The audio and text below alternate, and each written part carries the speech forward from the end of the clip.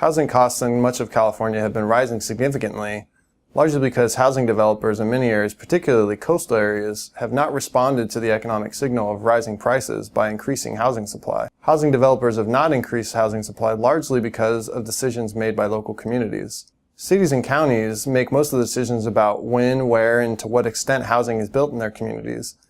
And local residents are often resistant to new housing development, and they'll use their local community's land use authority to delay or block new housing development.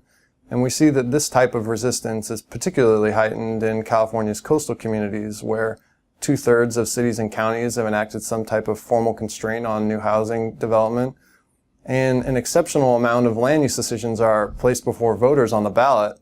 Voters, when given the chance, are more likely to vote to constrain new housing than to allow it.